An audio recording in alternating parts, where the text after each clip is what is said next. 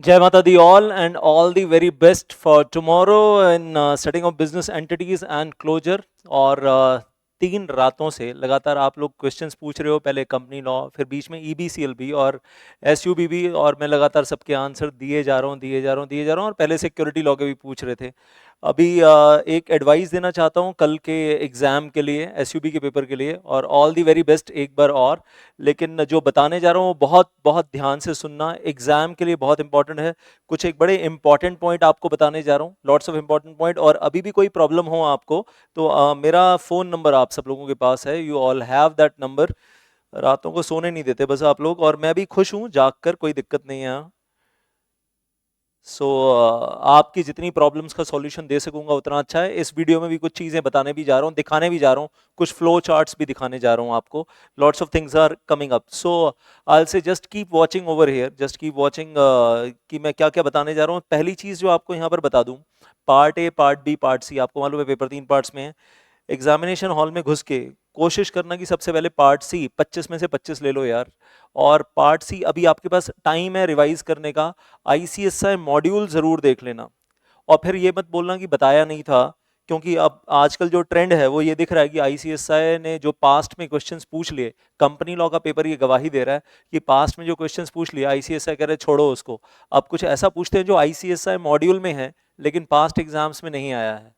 तो ऐसा ना हो कि यहाँ पर भी यही होने वाला है और आपने जो पहले से नोट्स पढ़े हुए हैं, जो बुक्स पढ़ी हुई हैं, उसमें वो टॉपिक गायब है जो ICSI मॉड्यूल में है। तो एक बार पलट लेना यार पार्ट सी बहुत अच्छे से, और देख लेना कि यहाँ पर कौन कौन से टॉपिक्स हैं जो आपने अभी तक पढ़े भी नहीं है, छुए भी नहीं है। टाइम है अभी भी थोड़ा सा दिमाग में बिठाने का। बेस तो सारे चैप्टर्स का बना ही हुआ है, बेस तो सारे चैप्टर्स का बना हुआ है। और कहीं कुछ छूट ना जाए, अब तो मुझे इस चीज़ का बड़ा ज़्यादा मतलब एक डर लग रहा है आप लोगों के बिहाफ पर, कि यार बच्चों का कहीं कुछ ऐसा ना हो छूट जाए, और बाद में कहें हमने तो जिन शॉर्टकट नोट्स में पढ़ा था उसमें ये सारी बातें थी नहीं। चैप्टर आधा पढ़ लिया या 70% पढ़ लिया, 30% छोड़ दिया, और जो 30% छोड़ा ना वहीं से एग्जाम में क्वेश्चन आ रहे हैं। कंपनी लॉ के साथ हुआ है तो ऐसा ना हो कि well it is going to be repeated with SUB। तो एक चीज़, एक वर्ड ऑफ प्रिकॉशन। दूसरी चीज़ आपको बता रहा हूँ, यहाँ बहुत ध्यान से सुनना मेरी बात। इंसॉल्वेंसी बैंक्रप्सी कोड में डेफिनेशंस तक पूछ डाली यार इन्होंने पीछे। डेफिनेशंस, अब बच्चे बोलते हैं सर डेफिनेशंस याद करनी है, तो उन्होंने उठाकर इंसॉल्वेंसी रेजोल्यूशन प्रोफेशनल के लिए पूछ लिया, इंसॉल्वेंसी रेजोल्यूशन प्रोसेस की कॉस्ट की डेफिनेशन पूछ ली। तो they are even asking the definitions as well. तो क्या सर डेफिनेशन पढ़नी पड़ेगी? बिल्कुल पढ़नी पड़ेगी। स्ट्राइक ऑफ में फॉर्म STK2 जाता है, तो STK2 के साथ बताओ अटैचमेंट्स कौन कौन सी जाती हैं। क्या पूछ रहे हैं? प्रोसेस नहीं पूछ रहे पूरा, सिर्फ क्या पूछ रहे हैं, S2 के STK फॉर्म जो है STK2 फॉर्म, उसके साथ अटैचमेंट्स क्या क्या जाती हैं, तो वो अटैचमेंट्स पूछ रहे हैं। तो मतलब कहीं से भी बारीकियों में से कुछ भी पूछेंगे आपसे, और कहीं कुछ छूटना नहीं चाहिए, कुछ भी नहीं। मैं फिर से बोल रहा हूँ, ICSI मॉड्यूल एक बार पलट लेना, पार्ट सी के लिए स्पेशली बोल रहा हूँ, कहीं कुछ छूट गया ऐसा ना हो ये 25 नंबर भी हाथ से फिसलते हुए आपको नजर आए, वो नहीं होना चाहिए। पार्ट बी के अंदर एक बार ऐसा भी हो चुका है, एक बार नहीं 2-3 बार ऐसा हो चुका है कि बहुत ज़्यादा वेटेज ये various initial registration and licences को दे दिया, और साथ में सेक्टोरल लॉज को दे दिया। अब जब बहुत ज़्यादा वेटेज यहाँ दे दिया तो बाकी चैप्टर्स की वेटेज जो पार्ट बी में है वो कंपैरेटिवली कम हो गई, और आपको पार्ट बी में 35 नंबर में यही ज़्यादा चमक रहा है। Well that is various licences and various sectoral laws. तो बहुत अच्छे से डिटेल में देख लेना एक बार फिर से ICSI मॉड्यूल पलट के कि कहीं कुछ छूट तो नहीं रहा है आपका। Well that is very very very important. Straight question आता है यार, स्ट्रेट क्वेश्चन आता है और स्ट्रेट आंसर होता है, कुछ घुमाते फिराते नहीं है। लेकिन पढ़ा ही नहीं होता, पहले से बहुत सारे टॉपिक छोड़ दिए होते हैं, तो जो टॉपिक छोड़ दिए होते हैं वही सामने अटक जाते हैं, तो कहानी सब वहाँ बिगड़ जाती है। और यहाँ पर भी ऐसा ना हो कि जो चीज़ें ऑलरेडी पास्ट एग्जाम में आ चुकी हैं वो पूछी नहीं और वो रिपीट हुई नहीं, और कुछ नए नए स्ट्रेट अवे क्वेश्चन आ रहे हैं और वो आपसे हैंडल नहीं हो रहे। अगर आपने ICSI मॉड्यूल रेफर नहीं किया है तो भाई एक बार ज़रूर उठाकर रेफर ज़रूर कर लेना। दैट्स, अभी थोड़ा सा वक्त है आपके हाथ में। तो ये से 4 चैप्टर ये, और ये 2 चैप्टर काफ़ी वास्ट है मुझे मालूम है, लेकिन कर लेना, दैट इज़ देयर आपके वेल सेफ्टी के लिए। उसके अलावा अगर मैं बोलूँ, जैसे इंटेलेक्चुअल प्रॉपर्टी राइट्स में देखा है, नॉर्मली देखा गया है, वो कॉपीराइट एक्ट की ना एक्सेप्शंस बता दो, और उन एक्सेप्शंस में से कोई प्रैक्टिकल प्रॉब्लम दे दी, या तो बुक उठाकर फोटोकॉपी करवाने के लिए ले जा रहे हैं, या तो कहीं से कुछ कोई वीडियो देखा उसको अपनी रिसर्च में यूज़ कर रहे हैं, वो जो थीसिस है जो भी वीडियो के अंदर देखा उसको अपनी रिसर्च में यूज़ कर रहे हैं, और फिर पूछते हैं कि बताओ अपनी एजुकेशन अपनी रिसर्च के लिए यूज़ कर रहे हैं, एग्जम्पशन मिलेगी नहीं मिलेगी, तो कॉपीराइट एक्ट की एग्जम्पशंस पूछ लेते हैं, वायलेशन कितने तरीके से होती है वो पूछ लेते हैं। तो आई से कॉपीराइट एक्ट में से भी यही है नहीं कि स्ट्रेट क्वेश्चन पूछ रहे हैं व्हाट इज कॉपीराइट, ऐसा नहीं है, दे आर आस्किंग कि बताओ कॉपीराइट एक्ट में एग्जम्पशंस क्या हैं, तो एग्जम्पशंस के बेसिस पे प्रैक्टिकल प्रॉब्लम बना रहे हैं। बाकी इधर वाला पार्ट आपको काफ़ी हद तक ऑलरेडी ग्रिप में होगा, मैं मानकर चल रहा हूँ, क्योंकि पार्ट ए में जोश ज़्यादा होता है, पार्ट बी में और पार्ट सी में गड़बड़ मत कर देना। और सुनो अब ज़रा ध्यान से, सेक्टोरल लॉज मैंने ऑलरेडी बोला, इनिशियल रजिस्ट्रेशन पे ध्यान देना, सारे टॉपिक कवर कर लेना बस, that's very important. Straight questions के लिए अब आईसीएसआई क्या करता है, स्ट्रेट क्वेश्चंस को एग्जाम में ना प्रैक्टिकल की तरह दिखाता है, क्वेश्चन स्ट्रेट होता है, आंसर भी स्ट्रेट होता है। एसयूबी के पेपर में ऐसा बहुत हो रहा है यार, एसयूबी के पेपर में ऐसा बहुत हो रहा है, आपको दिखाएंगे 5-6 लाइन का 7 लाइन का क्वेश्चन है, और आप देखकर ही क्वेश्चन देखकर ही डर जाओगे, मेंटल प्रेशर आ जाता है, एंड दैट हैपन्स। पहली 3 लाइनें पढ़ते पढ़ते लगता है ये पता नहीं कौन सी दुनिया में आ गए, क्वेश्चन की पहली 3 लाइनें पढ़ते पढ़ते, पहली 3-4 लाइनों में ऐसा तो हमारे कहीं हमने आज से पहले देखा ही नहीं, सुना ही नहीं। लास्ट लाइन में पहुंचते हैं तो लगता है ओहो, खोदा पहाड़ निकला चूहा या चूहिया। सो और वो जो स्ट्रेट क्वेश्चन था वो लास्ट की 2 लाइनों में दिया हुआ है, तो मेंटल प्रेशर एकदम से गायब हो जाता है। तो ये काम मत करना कि पहली 4 लाइनें पढ़ी बहुत ध्यान से, और पहली 4 लाइनें पढ़कर डिसाइड कर लिया ये क्वेश्चन तो छोड़ो यार अगले पे चलो।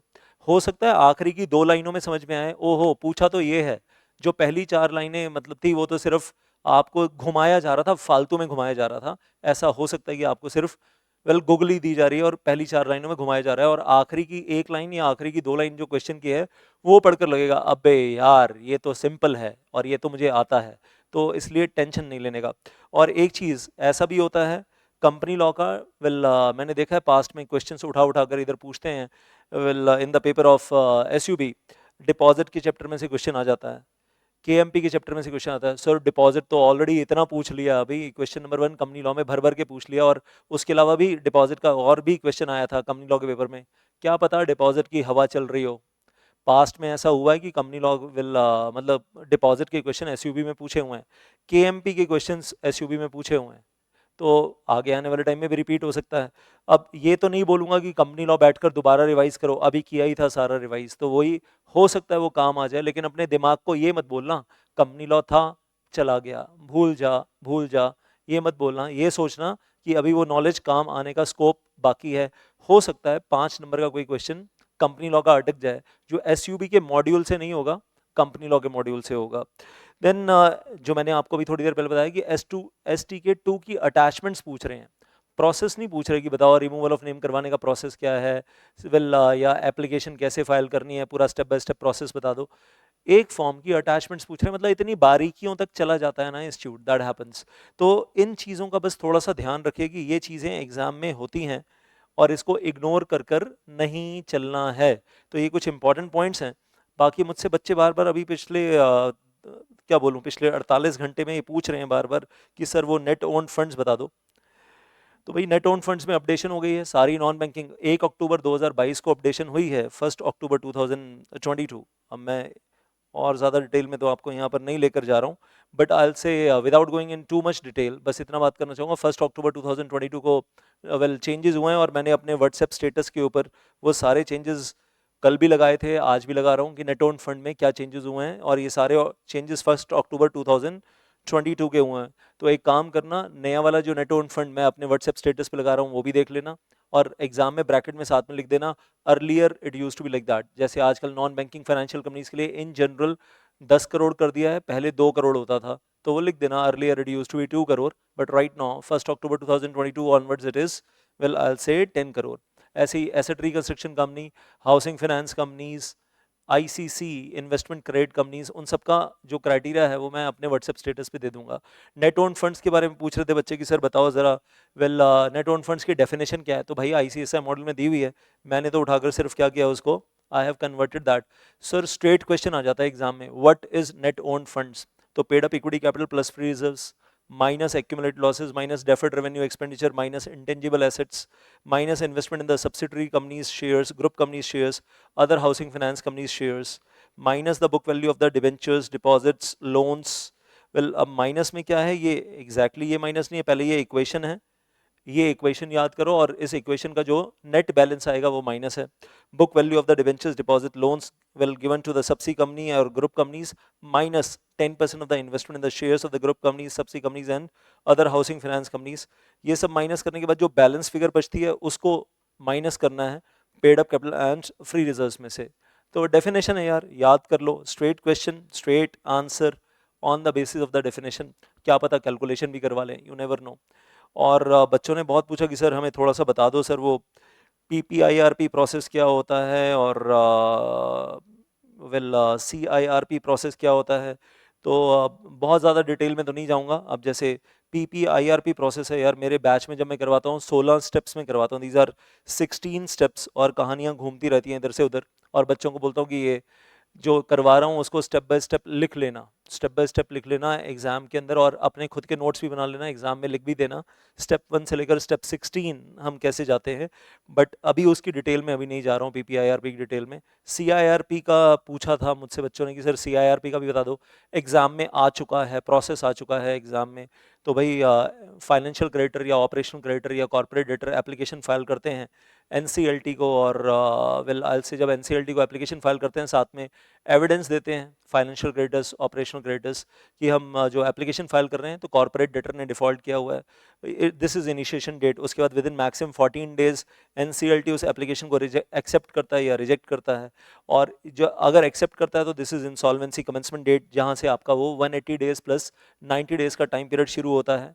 वेल CIRP प्रोसेस का टाइम पीरियड शुरू होता है आपका कमेंसमेंट डेट कह लीजिए, the date of commencement of corporate insolvency resolution process plus 180 plus 90 270 days. और बाद में वो करते करते 330 डेज अगर बीच में कोई जुडिशियल एंगल फंसता है, लीगल एंगल फंसता है. फिर NCLT एप्लीकेशन एक्सेप्ट करने के बाद किसी इंसॉल्वेंसी प्रोफेशनल को इंटैरिम रेजोल्यूशन प्रोफेशनल अपॉइंट करता है. कब तक के लिए, जब तक रेजोल्यूशन प्रोफेशनल अपॉइंट नहीं होता. तो ये 30 डेज नहीं है कि IRP को 30 डेज के लिए अपॉइंट कर रहे हैं, कोई फिक्स्ड 30 डेज नहीं है. जब तक वेल RP अपॉइंट नहीं होता तब तक के लिए IRP को अपॉइंट कर रहे हैं.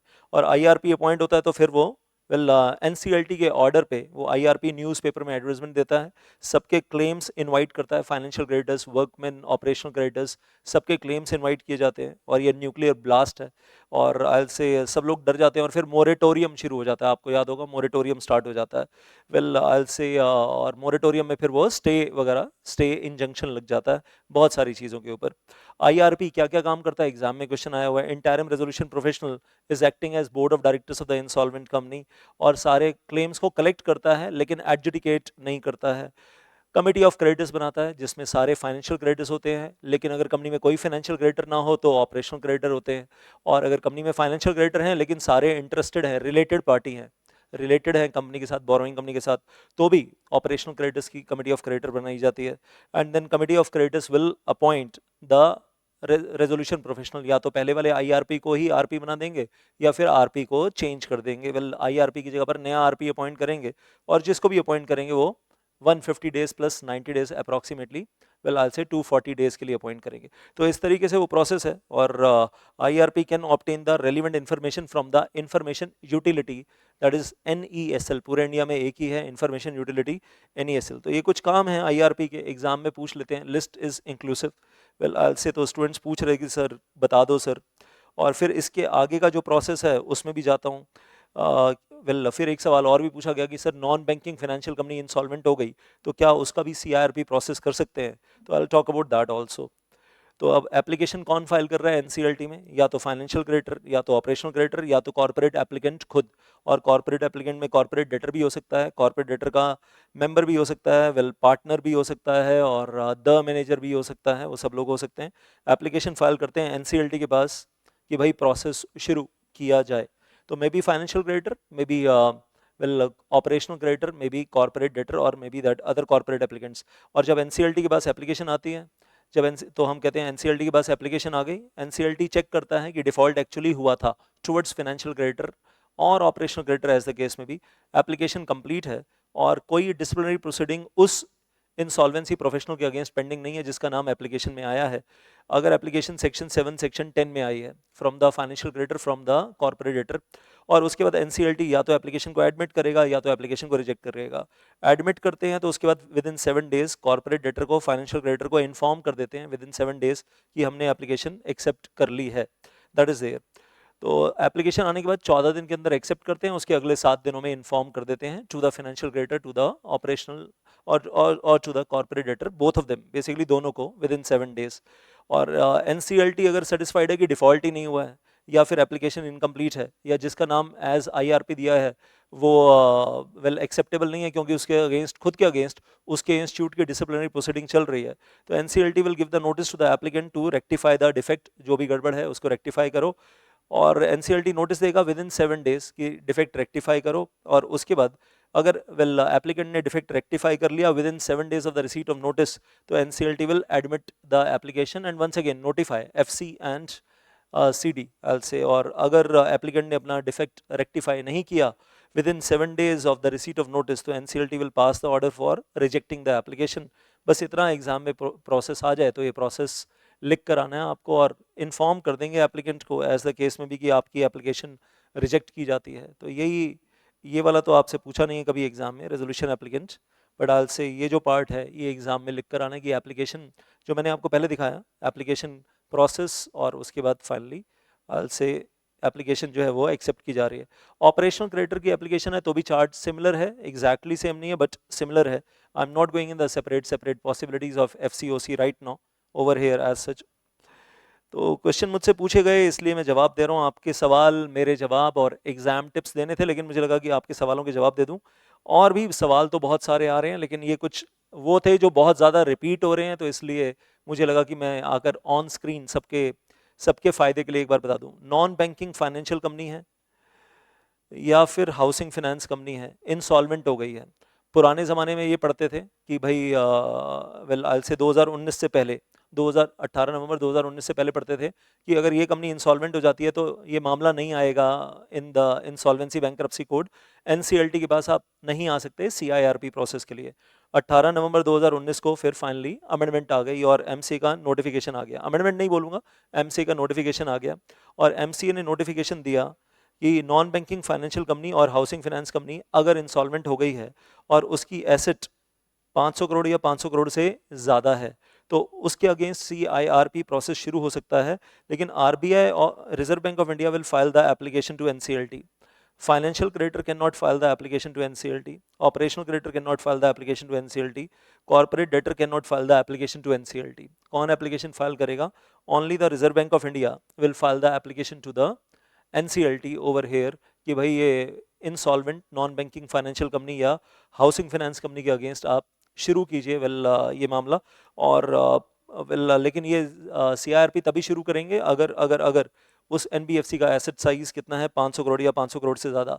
और हिंदुस्तान में पहली कंपनी जिसके अगेंस्ट ये शुरू करवाया गया, Dewan housing finance limited, DHFL. Well जब आईएलएफएस फ्रॉड हुआ था और आईएलएफएस फ्रॉड की वजह से दीवान हाउसिंग फाइनेंस भी इंसॉल्वेंट हो गई थी साथ साथ, तो उस वक्त ये दीवान हाउसिंग फाइनेंस के चक्कर में वेल ये काम किया गया था कि ये नोटिफिकेशन लाई गई थी। तो ये पहला केस बना था, उसके बाद और केसेस भी बन रहे हैं वेल लेकिन 500 करोड़ की एसेट होगी या 500 करोड़ से ज़्यादा की, then only the matter will come to the well NCLT in CIRP. लेकिन एप्लीकेंट कौन होगा याद रखना, only reserve bank of India can file the application to NCLT for initiating CIRP in case of insolvent NBFC और housing finance company. बाकी definitions भी याद करना यार, छोड़ना नहीं कुछ। That is my advice to all of you. Don't take पंगा when it comes to the definition part. So जो मेरे पास बहुत ज़्यादा क्वेश्चन रिपीट हो रहे थे उनका आंसर मैंने आपको दे दिया है। और फिर से बोलूँगा कि ICSI स्ट्रेट क्वेश्चन पूछेगा, यहाँ से स्ट्रेट आंसर है, तैयार रहना। और कई क्वेश्चंस ऐसे आपको दिखेंगे पहले 4-5 लाइनें पढ़ते हुए कि भयानक प्रैक्टिकल क्वेश्चन है, एक्चुअली निकलेगा नहीं। निकलेगा क्या? स्ट्रेट थियोरेटिकल क्वेश्चन निकल आएगा और स्ट्रेट क्वेश्चन होगा, स्ट्रेट आंसर होगा। सिर्फ साइकोलॉजिकल और मेंटल प्रेशर डेवलप करने के लिए क्वेश्चन जो है 6 लाइन का होगा। एक्चुअल क्वेश्चन आखिरी की 2 लाइनों में होगा। वो आखिरी की 2 लाइनें पढ़कर लगेगा कि ऊपर वाली 4 लाइनें बेकार हैं, यूजलेस हैं, नीचे वाली 2 लाइनें काम की है। ऐसा बहुत होता है in this paper of SUB. पूरे पूरे काम के क्वेश्चन भी होते हैं, मतलब पूरे पूरे भी होते हैं, लेकिन ऐसे टाइप के भी आते हैं। सो जो आपको वर्ड ऑफ प्रिकॉशन दिया है उसका थोड़ा सा ध्यान रखें। बाकी मेरा नंबर आपके पास है, and I'll be with you well tonight over here well for all your queries, for all your doubts. Thank you so much. Jai Mata Di. Once again, all the very best for tomorrow.